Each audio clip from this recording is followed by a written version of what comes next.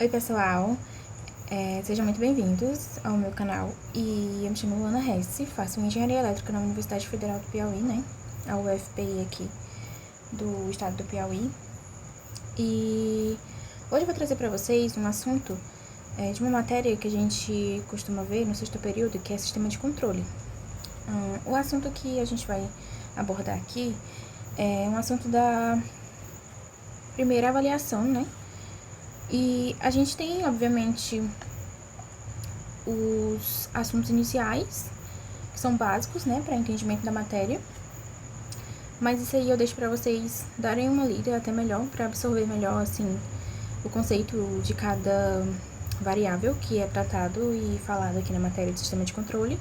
No livro do Ogata, né, que é Engenharia de Controle Moderna, quinta edição, tem até ele aqui no PDF, tá aparecendo na tela para vocês. E o primeiro capítulo ele é designado justamente para dar essa introdução da matéria. Mas aqui a gente já vai estar tratando do segundo capítulo, que são de fato os assuntos que costumam ser cobrados em provas. Aqui na Universidade Federal a gente tem essa matéria chamada de Sistema de Controle, mas em outras universidades pode ser conhecida de outra maneira. Porém, vamos dar início, né? Então, de fato, a gente vai começar a ter questões cobradas desse primeiro assunto aqui, que é de redução de diagrama de blocos. Um diagrama de blocos é justo essa caracterização aqui, ó, dessa figura que eu tô movendo aqui na página, tá? Ele é um diagrama até mais complexo, que geralmente vai ser uma interconexão de componentes que vai resultar em uma configuração que vai gerar uma resposta desejada ou satisfatória em determinado sistema. Ela vai caracterizar, né, a forma do sistema. E é através dele que a gente consegue extrair a equação característica daquele sistema. Então, tem todas essas definições no Ogata. Ele trata bem direitinho o que é cada coisa. Então, aqui, esses bloquinhos seriam as funções de transferências. Esses círculos aqui são chamados comparadores, ou somador, né? Que ele faz as operações que a gente vai mostrar aqui, desenvolvendo algumas questões. E aí, no decorrer das questões, eu vou explicando para vocês algumas regras que a gente vai estar aplicando para poder fazer essa redução, né? Essa simplificação desse diagrama. Então, vamos lá. Primeiramente, a gente precisa ter em mente algumas regras que são primordiais para a gente poder fazer essa redução desse diagrama, porque a gente quer chegar no mais simplificado possível para que a gente consiga, obviamente, extrair uma expressão mais simplificada possível também, até para facilitar. Então, uma das regras que a gente tem é que a redução e a simplificação, ela deve ser feita de 2 em 2 elementos, né? Então, eu vou primeiro, por exemplo, fazer a redução aqui do G1 com G2. E aí, eu vou mostrar pra vocês as manipulações necessárias que a gente precisa fazer para fazer essa redução, né? Aos poucos.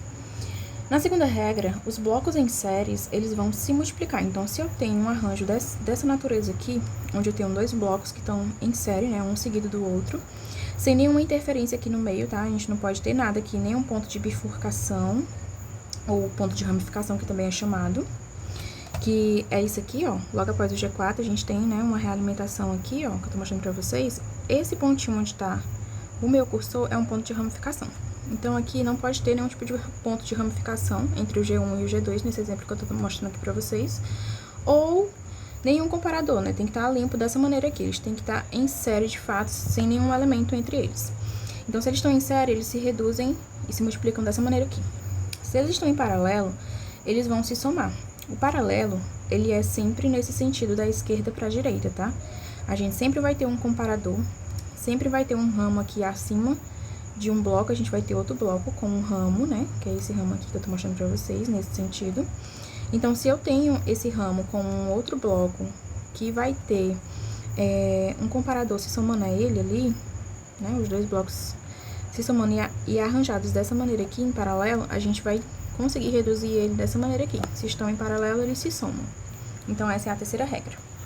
A quarta regra é que, ao mudar uma posição entre comparadores, ou somadores, né, que são esses símbolos aqui, sem que haja algo entre eles, obviamente, ou pontos de bifurcação, que é esse aqui que eu já mostrei pra vocês, que às vezes não fica explícito o pontinho assim, mas se eu tenho, assim, 2 linhas se tocando, é um ponto de bifurcação.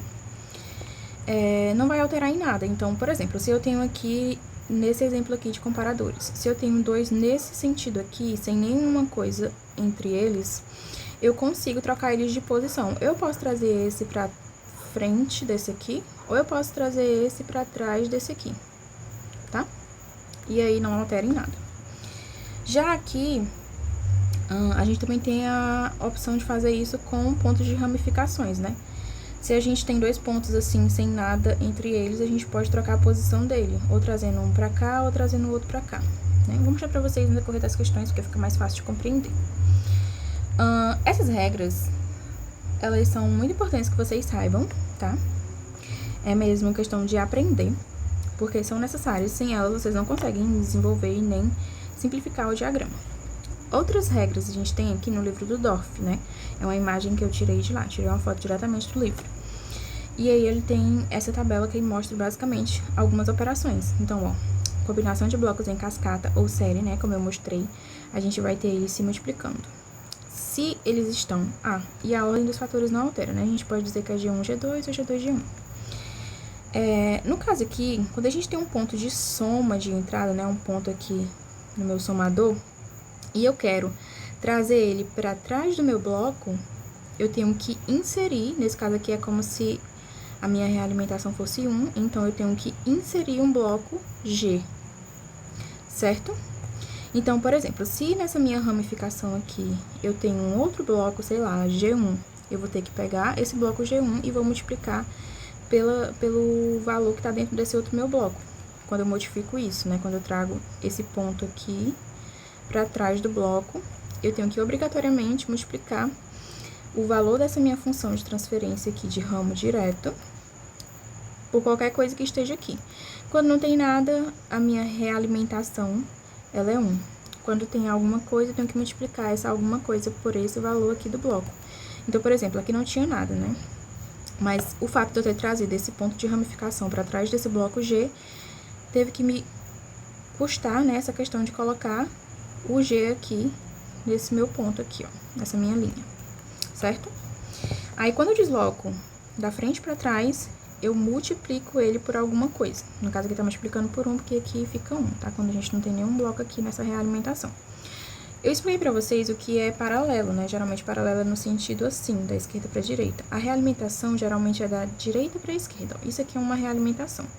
É um bloco que pega o meu sinal de saída, traz para minha entrada novamente, para ser comparado por esse comparador ou somador aqui, ó. Por exemplo, aqui é uma entrada de referência X1, eu tenho uma saída X2, esse meu X2 vai ser comparado com o meu X1 por essa bolinha aqui, que é um comparador.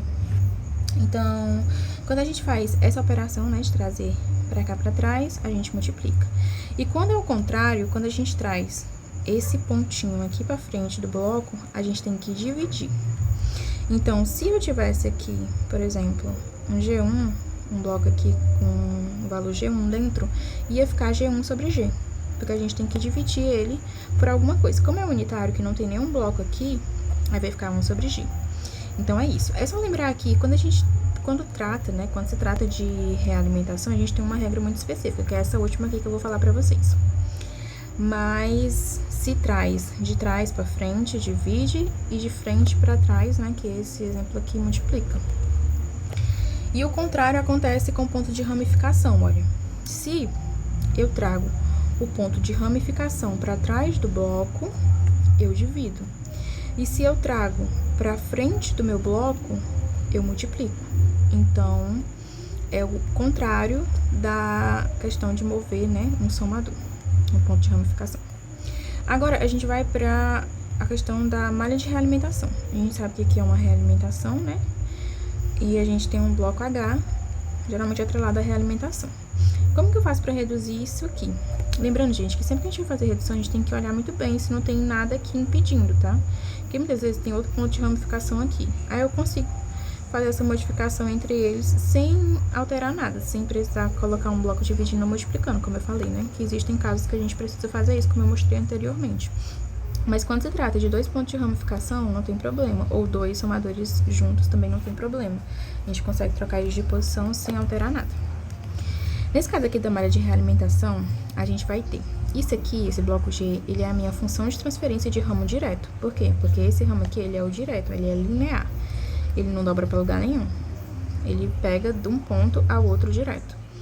Então, a regra é função de transferência de ramo direto em cima, sendo o denominador, dividido por 1 mais ou menos função de transferência vezes a realimentação, que é o H. Que é exatamente isso aqui, ó. Isso aqui é uma simplificação desse meu arranjo. E aí, o que acontece? O que vai designar, né, a questão desses sinais aqui, se vai ser mais ou menos? É justamente a gente olhar aqui para esse somador. Se esse somador ele for mais e menos, né, sinais distintos, aqui o meu denominador ele vai ser mais. E se ele for mais e mais, aí o meu denominador é menos. Então, lembra, é uma regra decoreba, tá? A gente tem a malha de realimentação, sempre vai ser função de transferência de ramo direto, que no caso é o G, que vai ficar aqui, ó, no numerador. E aí, a gente vai ter mais ou menos a função de transferência multiplicada pela realimentação, que é o H. Então, vai ficar G, 1 sobre 1, mais ou menos GH. Então, essas são as regras que vocês precisam saber para que a gente consiga, né, simplificar os diagramas de blocos. Nos vídeos eu vou estar explicando, né, como que vai fazer essa redução já como exemplos, colocando em prática mesmo para vocês ir entendendo como que faz essas manipulações. É isso, muito obrigada por assistir até aqui, um beijo e até o próximo vídeo.